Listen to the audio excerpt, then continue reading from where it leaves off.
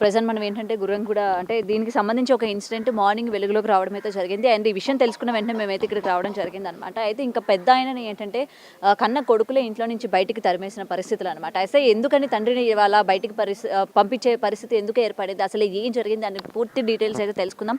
ఇవాళ మనతో పాటు పెద్ద ఆయన ఉన్నారు. అయ్యా నమస్తే అండి. అయితే పొద్దున నేను ఏంటంటే మీది చూడడం జరిగిందనమాట. మిమ్మల్ని బయటికి పంపించేయడం, మీ కొడుకులు పంపించేయడం నేను చూసాను అనమాట. అందుకని వెంటనే అసలు ఏం జరిగింది ఏంటి అని తెలుసుకుందామని చెప్పి మీ దగ్గరికి రావడం జరిగింది. అసలు ఏం జరిగింది, ఎందుకు మీ కొడుకులు అంత నిర్దాక్షిణంగా బయటికి పంపించారు? అమ్మా సమానం రోడ్ల మీద ఉంటారు వీళ్ళు, పిల్లలు పెద్దగా అయ్యిండ్రు ఇక అని చెప్పి ఆ టెలికాంలో 200 గజాలు ఉండేది. 200 గజాలు ఉంటే ఒక్కటే 100 గజానికి నా తాన పైసలు ఉన్నాయి. 100 గజానికి నా బిడ్డ పెట్టింది. మేము ఇద్దరం కలిసి 200 గజాలు తీసుకున్నాం. తీసుకొని మా ముసలామ పేరే చేసినాం. అయితే ఆడ కిరాయి పిండి తాన బాపనాయన కాల్ చేయమన్నాడు. అలా మీద దైర్జన్యం చేసిండు. తాగి వచ్చి దైర్జన్యం చేస్తే వాళ్ళకల్లా ఎందుకు నాయన తాగి అని ఆస్మేను సార్కు చెప్పిండు. వీళ్ళు కాల్ చేయించు. ఇంకేడిపోయినా వీడు ఆగేటోడైనా వీళ్ళు కాల్ చేపిస్తారు అని చెప్పి ఆ 200 గజాలు అమ్మిన 33 లక్షలకు 33 లక్షలు కట్టిన దానికి ఆ ఇల్లుకు 33 లక్షలు కట్టినాక ఒక మేము లోన్ తెచ్చుకుంటాం అని చెప్పి మా పేర చేసుకుంటామంటే లోన్ తెచ్చుకోరే ఇప్పుడు నీ పేరు అయితేంది నా పేరు అయితేందిరా ఒకవేళ రిజిస్ట్రేషన్ కాడికంటే తోలుకపోతుంది ఏడికంటే తోలుకపోతుంది పైసలు అయితే నేను కడిచి అని అంటే ఏమో నీదైతేంది నాదైతేంది అని అన్నాడు.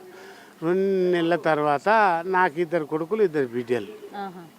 అయితే నా చిన్న కొడుకు యాక్సిడెంట్ అయ్యి అల్కాపూర్ బస్ స్టాప్లో యాక్సిడెంట్ అయ్యి చచ్చిపోయినా. చచ్చిపోతే ఆయనకి 2 బిడ్డలు ఉన్నారు.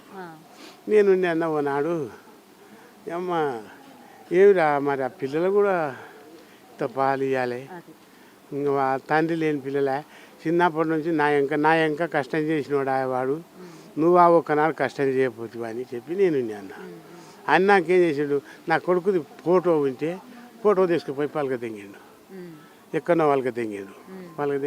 నా ఫోటో ఎందుకు వాళ్ళకి తెంగిండ్రు, ఎక్కడ వేసిండ్రు అని చెప్పి నేను అన్న అనేటలకలగా లొల్లి పెట్టింది. లొల్లి పెడితే కల మా ముసలామ్మను కొట్టింది. మా కోడలు ముసలిదాన్ని కొట్టింది. ఎందుకు మా కొడుకు ఏమన్నాడు, అమ్మో ఏం ముసలిదాన్ని కొడుతున్నావు, దానికి బీబీ షుగర్ మనిషి కిందగిన పడుతుంది అంటే కల చెప్పించుకొని నన్ను కొట్టింది. చెప్పించుకొని కొడతావేమే, ఏమన్నా కొడుతున్నావు ఎందుకు సంగతి అయినా కానీ కొడుకు కింద ఎత్తేసి ఆమె కొడుకు కింద ఎత్తేసి గుద్దిండు. కింద ఎత్తేసి గుద్దిండు. ఏ మరి కొత్త గుద్దే బదులు సంపురా మరి ఇడికి కూడా మాసిపోతుంది అని చెప్పి నేను అంటే ఇక ఏడికి పోలీస్ స్టేషన్కి వచ్చినా న్యాయం జరగలే, ఏడికి పోయినా న్యాయం జరగలే. ఈ సర్ది అయిందా రెడ్డి దానికి పోయినా పోతే నువ్వు ఏడికి వద్దు, నేను అందరికి ఫోన్లు చేసి చెప్తా కానీ నువ్వైతే పోయి ఇల్లు పేర చేసుకోపో అన్నది. వీళ్ళ దానికి వస్తే వీళ్ళు ఎవరు పట్టించుకుంటలేరు. ఈ 4 ఏళ్ళ నుంచి తిరిగి నాకు ఏస్టకు వచ్చింది.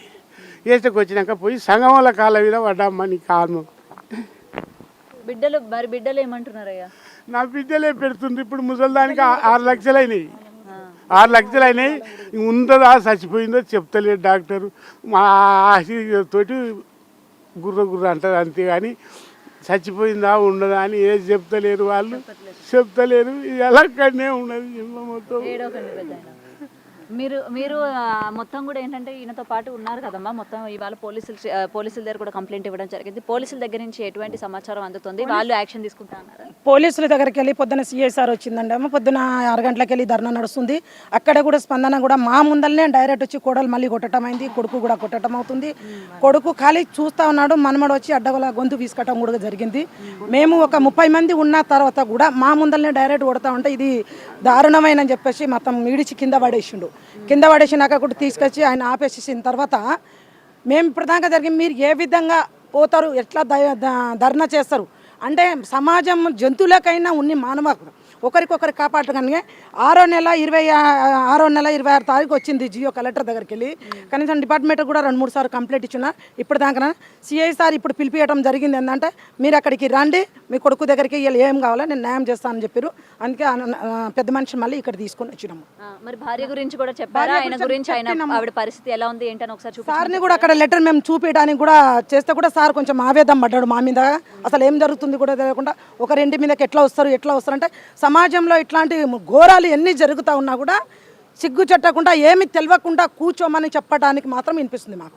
కానీ రక్షణకు ఒక మనిషి తోడున్నాము, ఒకరికొకరు సహకారం ఉన్నాము, ఆదుకోవాల్సిన పరిస్థితిలో మనం ఉన్నాము అనేది మాత్రం దిగజారినట్టు మాట్లాడటం అవుతుంది.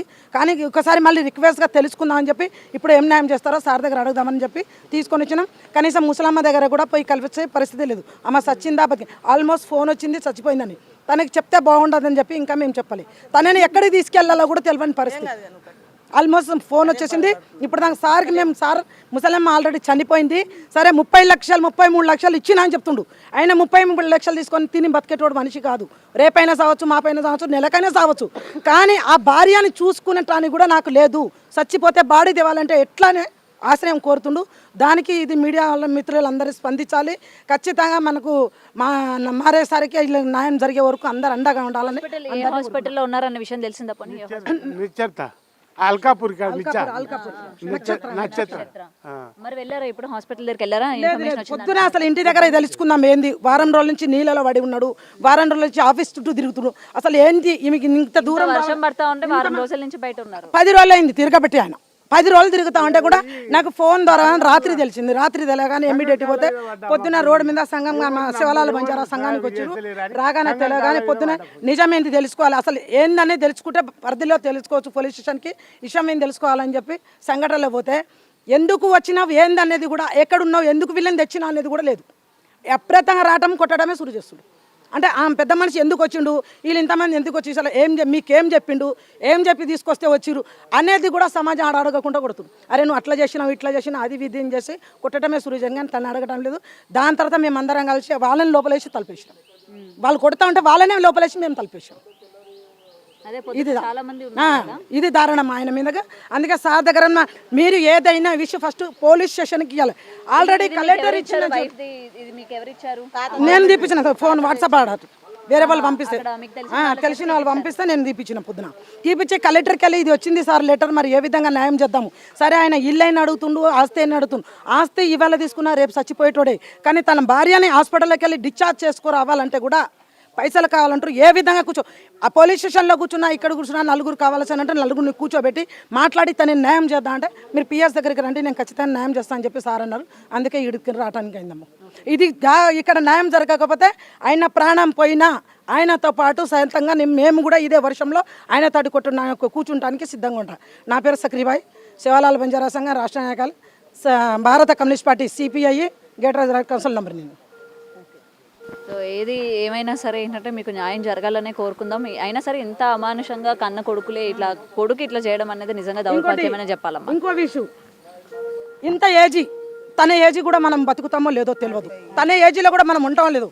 కన్న కొడుకు మీదనే ఏ తండ్రి అయినా అబద్ధం ఆడతాడు. 3 లక్షలు ఇచ్చి 30 లక్షలు అంటే ఆయన ఒక పసిపిల్లగాడు కాదు, ఒక మతి తప్పిన మనిషి కాదు. ఆయన కష్టపడి ఆయన కడుపులో మోసి కష్టపడి ఆయన సుఖం కూడా ఇడిచిపెట్టి ఇవాళ బతికిచ్చేస్తానంటే బతికిన మృగాల కంటే ఎక్కువ చంపడానికి సిద్ధంగా అయింది. దీనికి ఖచ్చితంగా అందరు కాపాడాల్సిన సమాజంలో అందరికి ఎలుగు రావాలని కోరుకుంటున్నా. ఇట్లాంటి ఉన్న దానికి అమ్మటే స్పందించాలని కోరుకుంటున్నా అందరినీ.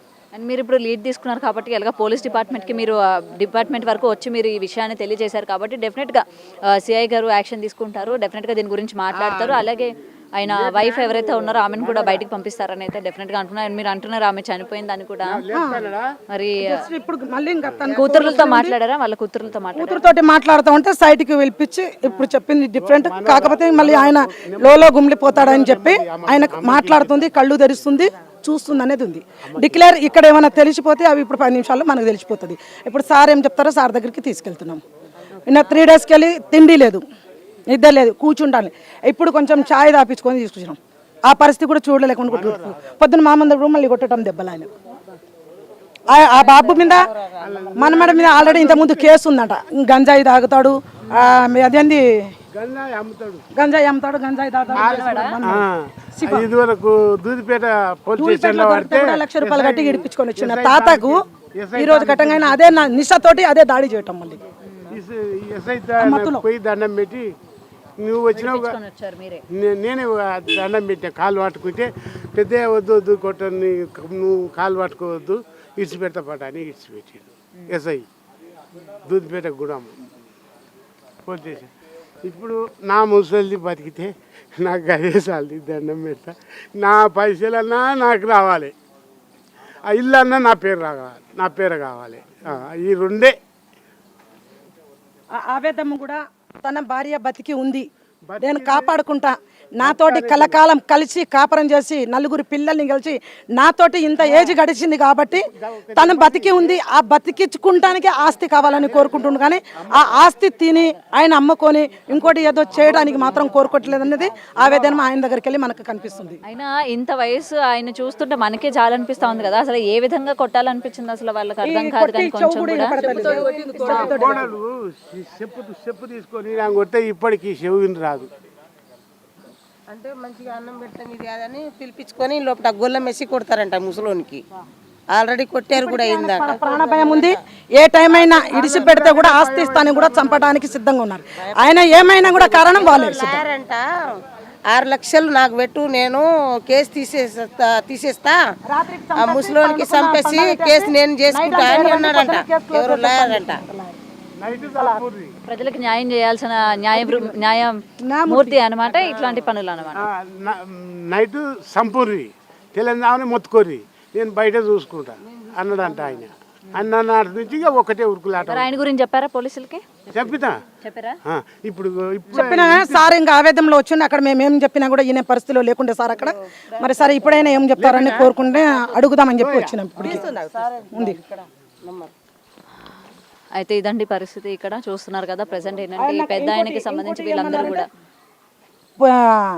పైసలు ఇచ్చినట్టు సాక్ష్యం ఏముంది, తనకి ఎవరు ఇల్లు పంపించురో ఎవరు డబ్బు ఇచ్చిరో ఆ రికార్డింగ్ కూడా ఆ పైసలు ముసలోడు పైసలు ఇచ్చినట్టు సాక్ష్యం ఏముంది. కృష్ణారెడ్డిపేటలా? నేను ఇక్కడ మన నాగోల్కెళ్ళి ఆయిలేని మాట్లాడుతాను. పేరు మార్చుకొని గోపాల్ అనే అది సాలయ్య ఉన్నాడు కదా. అయితే ఇది ఏదైనా సరే కన్న కొడుకు తండ్రిని చూసుకోవాల్సిన పరిస్థితుల్లోనే ఏంటంటే ఇట్లాంటి పరిస్థితి చూస్తున్నారు కదా. పెద్ద ఆయన చూస్తూ ఉంటే అసలు డబ్బు కష్టపడుతున్నారా, ఈ వయసులో ఆయనకి ఏం అవసరం చెప్పండి. అటు కొడుకు కావచ్చు లేకపోతే కోడళ్ళు కావచ్చు, చేసిన పనికి ఇవాళ ఆయన రోడ్డు మీదకి రావాల్సిన పరిస్థితి కనిపించింది. అలాగే ఆయన భార్య కూడా ఏంటంటే హాస్పిటల్లో ఉన్నారు. ఆమె ఎలా ఉంది ఏంటి అని అయితే ఈయన ఆవేదన చెందుతున్నారనమాట. కనీసం భార్యను చూపించండి, ఆమె హెల్త్ ఎలా ఉంది, ఆమె బతుకుందా లేదా అనే విషయం కూడా కనీసం మాకు చెప్పండి అని అయితే వేడుకునే పరిస్థితులు అనమాట. ఏదైనా సరే కన్న కొడుకు తండ్రిని ఈ వయసులోనే ఇలాగా నిర్దాక్షిణంగా వదిలేయడం అనేది నిజంగా దౌర్భాగ్యమైన చెప్పాలి. ఇంకా ఏ సమాజంలో కూడా చూస్తున్నారు కదా, కోడలు ఎంత దారుణంగా కొడుతున్నప్పటికీ కూడా ఏంటంటే కొడుకు దగ్గరకు వచ్చి వద్దని కూడా చెప్పలేని పరిస్థితి అనమాట. సో ఇదండి, ఏదైనా సరే పోలీసులు వీళ్ళకి న్యాయం చేయాలని అయితే డెఫినెట్గా కోరుకుందాం. అండ్ పోలీస్ డిపార్ట్మెంట్ కూడా అప్రమత్తం అయ్యారు. సో డెఫినెట్గా వెళ్ళి వాళ్ళతో మాట్లాడతాము. అండ్ కొడుకు కోడలతో కూడా మాట్లాడతాము. ఎవరైతే లాయర్ కొడుకుకి ఏ విధంగా అయితే చెప్పారో సమాధానాలు, సో వాళ్ళని కూడా మాట్లాడతామని అయితే ఇక్కడ మనకి పోలీస్ గారి మాటల్లో వింటున్నాము. సో చూడాలి, ఈయనకి ఏదైనా సరే న్యాయం జరగాలని అయితే కోరుకుందాం. For more videos like this, subscribe Big TV channel.